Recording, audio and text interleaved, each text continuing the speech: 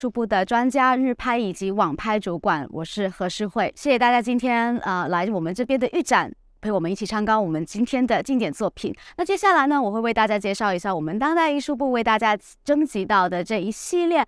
晚拍跟日拍的一些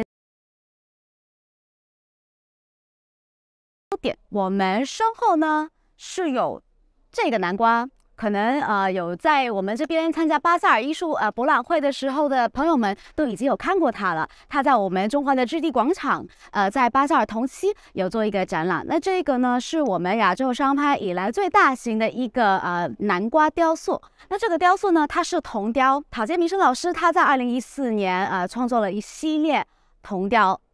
然后当时候南瓜就是它主要的标志，它有3个不同的大小，有小的、中的以及大型。那这个它就是大型的南瓜雕塑。当时候呢，它每一个 size 每一个尺寸都有8个不同的版本，所以它是一个版数作品，但在市场上也是非常的少见。那接下来呢，我们漫步在我的左手边，这个是国际知名大师、当代大师 Roy Lichtenstein 的一个大型绘画作品。那这个作品呢，它作于1977至1979年时候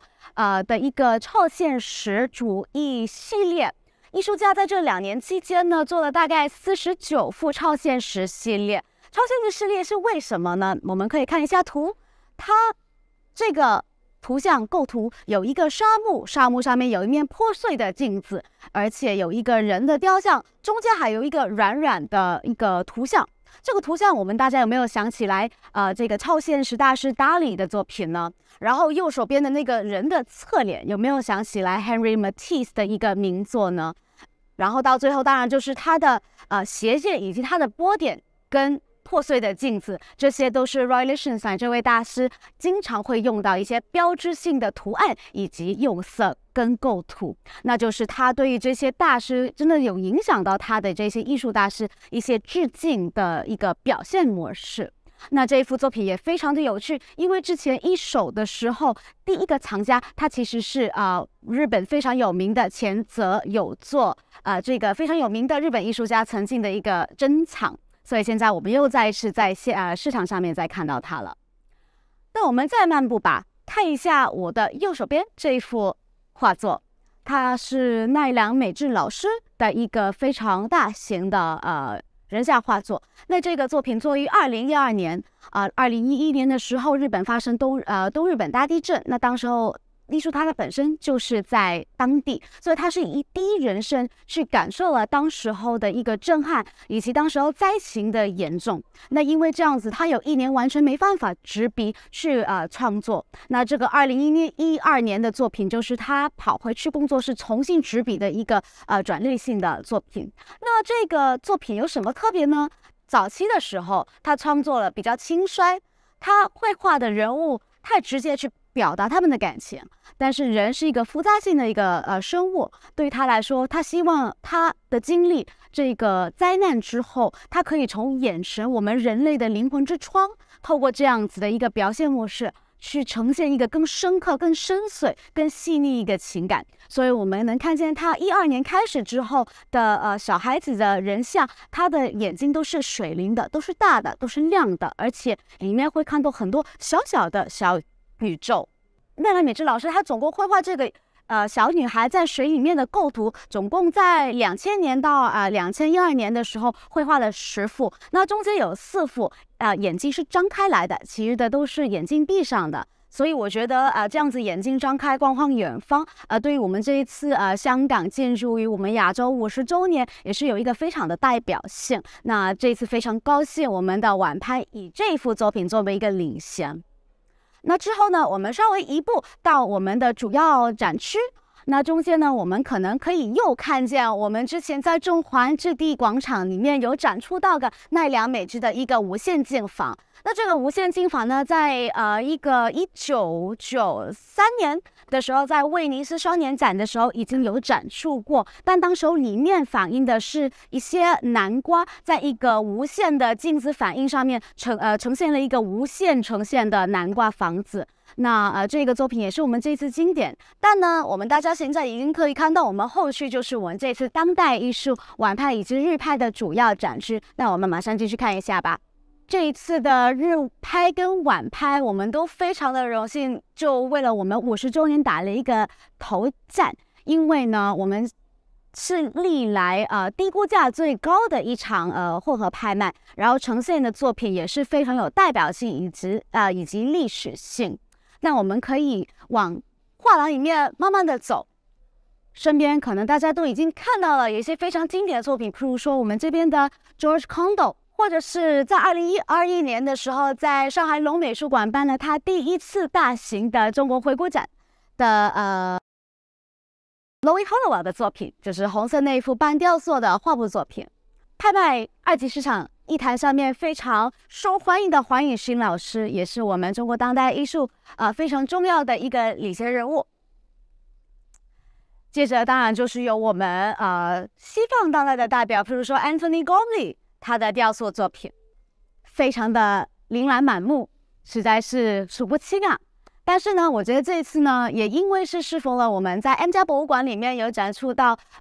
草间弥生老师他一个非常大型的回顾展，我们这次也征集了一系列的草间弥生作品，从他1950年开始他的艺术创作，他的职业生涯早期，一直到他如何成名，成为我们今天认识的波点女王的一系列作品。譬如说我身后的这个小小的南瓜雕塑，1991年的。然后就是呢，我身后转角的这个小小的展区当中呢，有展出到他1955年创作的一个非常有历史性的纸本。这个纸本呢，是他第一次在美国办他的大型个人展览的时候有展出到的鱼鳃。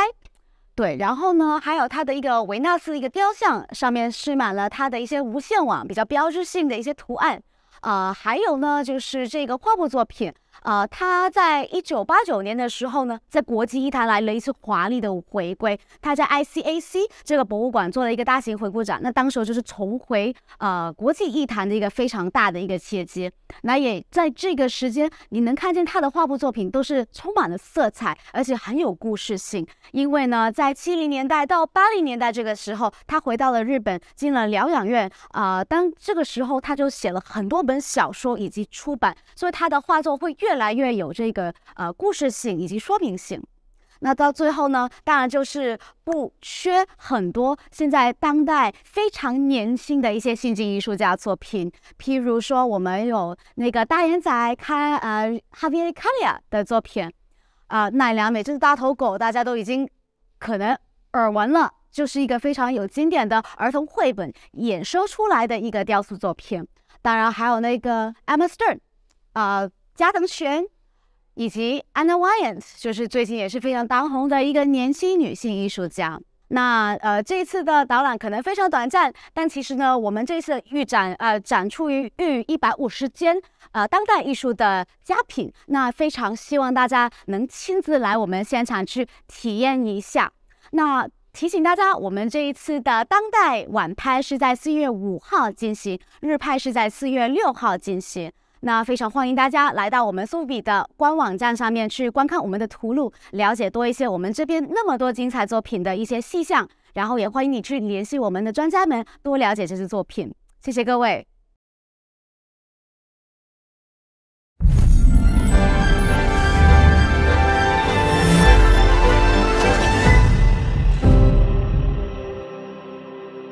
欢迎大家来到中国古代书画展厅。本次中国古代书画图录封面以及我们展厅入口的作品，就是这件特别重要的董邦达千竿竹语图。竹子在中国自古以来的意象，不仅代表了君子，包含了它有节，它空心，代表了谦虚。那水也代表了君子如水的一个意象，可以说是清代文人画的一个代表性的作品。那可以看到董邦达在这件作品上面的构图以及它的笔墨都是非常精心去经营的。那这件作品呢，也在乾隆皇帝继位前呢，就已经被乾隆皇帝收藏了。我们可以看到画的末端有一个乐善堂图书记，可以作为证据。那等到乾隆继位之后，他编撰了就是他非常重要的一个收藏集《石渠宝笈》。那《石渠宝笈》也就立刻的把这件作品呢收入了《石渠宝笈》的著录中。那注入于《石渠宝笈》的出编，我们也可以看到《石渠宝笈》的印章，以及乾隆御览之宝、嘉庆御览之宝等非常重要的古代书画里面的一个鉴赏，乾隆皇帝的鉴赏印。清代当朝的石渠宝笈以外，本次拍卖还有一件非常高古的作品《传礼堂灵泉高义图》。那本幅呢，绘于卷上，具有非常典型的宋代的构图风格笔墨风格。那本幅是乙丙寿著名的书法家乙丙寿在嘉庆时期得到，那后来呢，请了翁方刚，也是当时著名的文人提拔，然后赠予叶梦龙的。所以在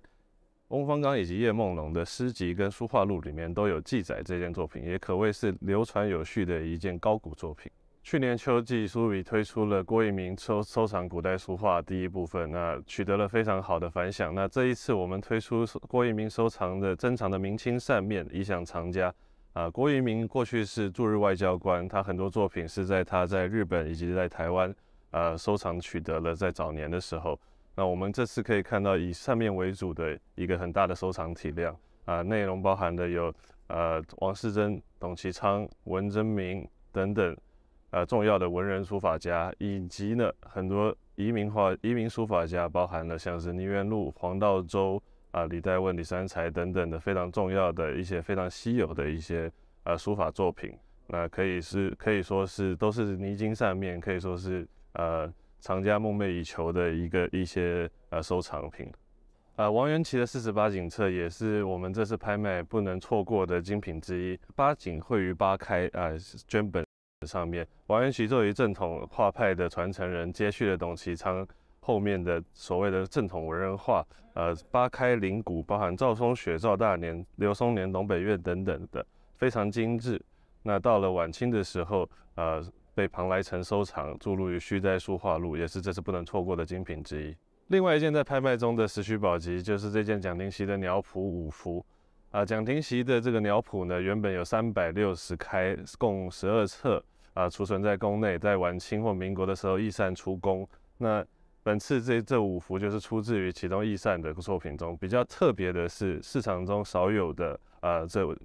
乾隆的收藏印玺、嘉庆御览之宝等等，还有蒋廷锡画家本人的落款以及印章都在这上面。是市场比较特别的一套作品。本次中国古代书画拍卖精品众多，在影片中不能跟大家一一介绍，欢迎大家来会展中心现场观看。我们的拍卖即将于4月6号下午4点半举行，谢谢大家。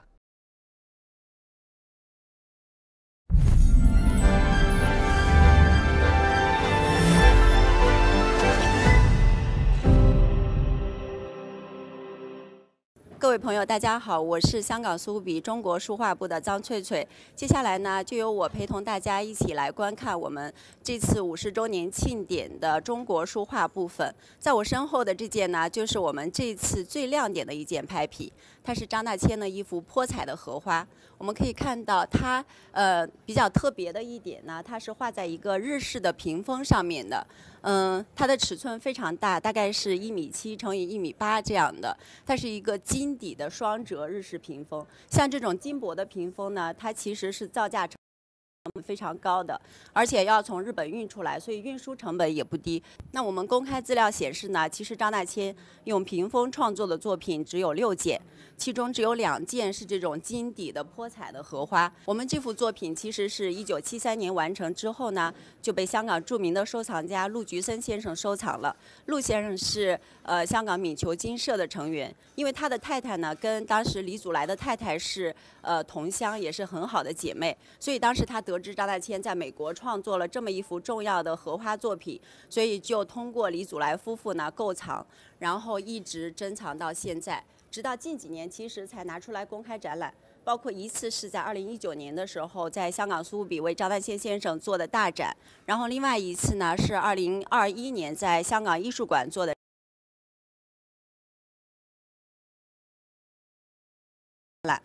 包括因为像这种金底呢，其实如果做泼彩，其实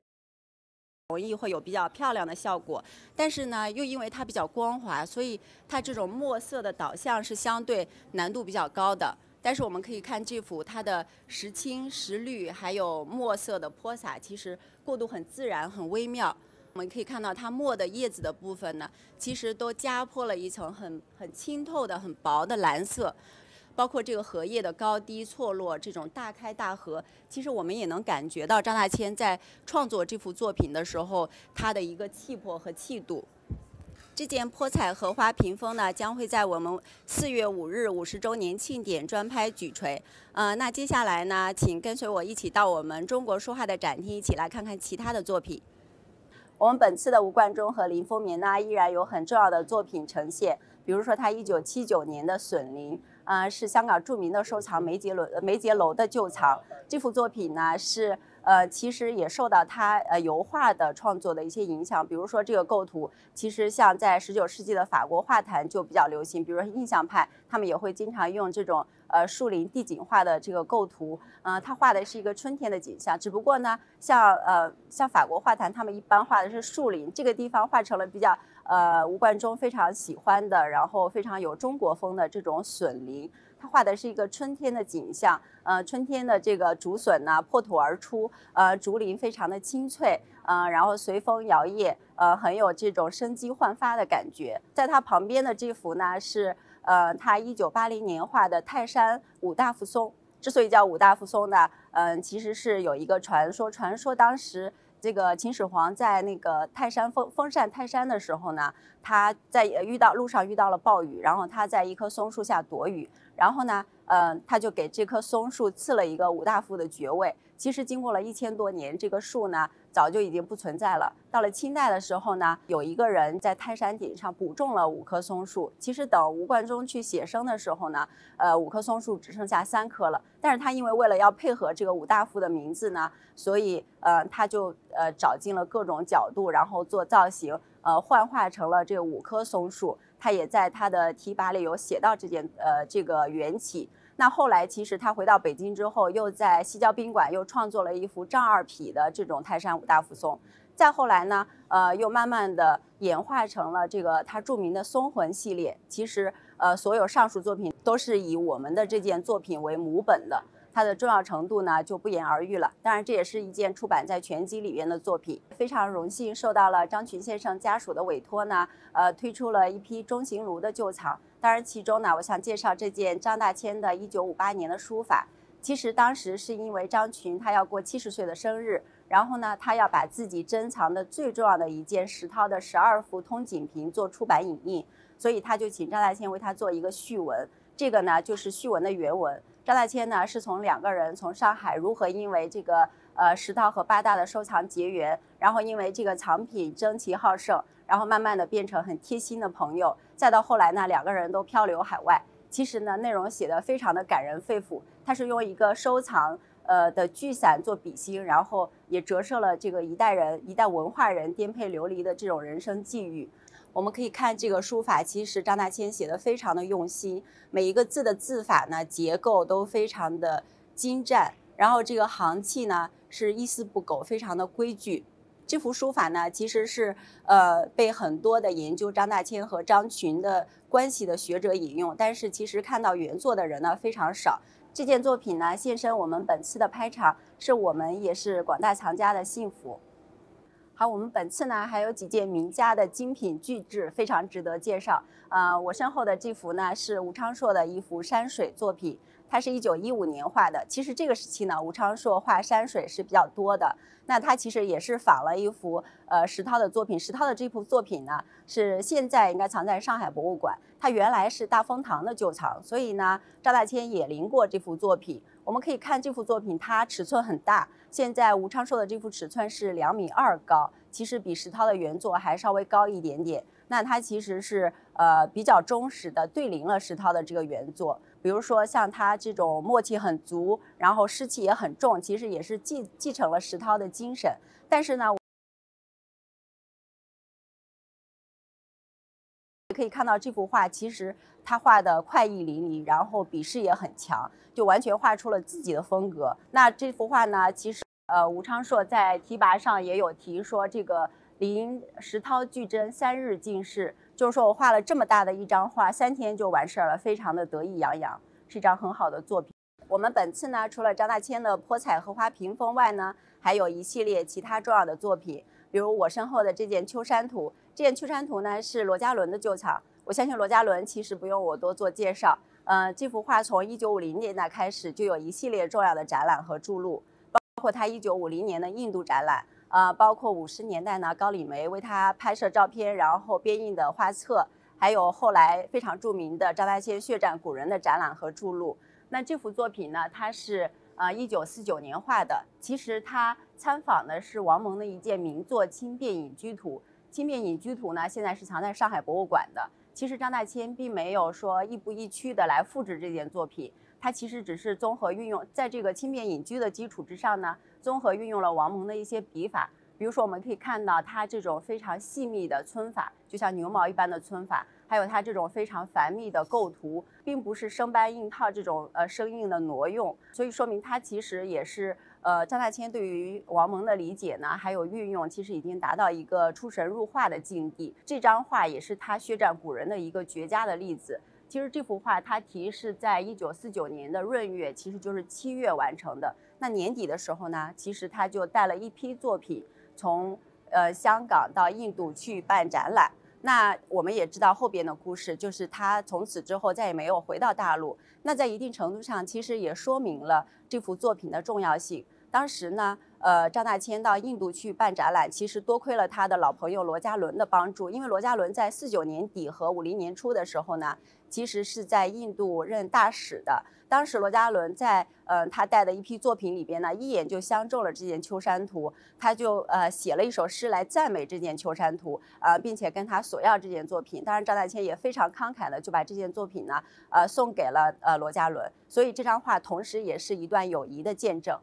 我们面前的这个呢是沈曾直写的12条评，其实他的4条评就非常少见，12条评呢更是没有见过。他写的内容是唐玄奘的80规矩颂，80规矩其实是大乘佛教的内容。这个80规矩颂呢，一共有48句，它每4句是一颂，所以一共有12颂。所以沈曾直呢，在每一条上写的是一颂，而且他自己呢给每一条都编了号，所以清清楚楚。我们的镜头拉远了看呢，12条评放在一起会非常的壮观。因为沈曾直是大学问家，所以他对佛教的研究是非常透彻的。那我们本次呢，除了这个12条评，还有另外的他写佛教内容的书法册页，以及他的儿子沈慈护收藏的那个对联，都是非常精彩的作品。除此之外呢，傅傲石在金刚坡时期的仕女柳荫美人，还有吴藩1946年的山水松风涧泉，于飞安的大富贵艺术考，都是艺术家在艺术创作的盛期的代表作品。好作品太多了，不能面面俱到，欢迎大家到香港的会展中心慢慢欣赏。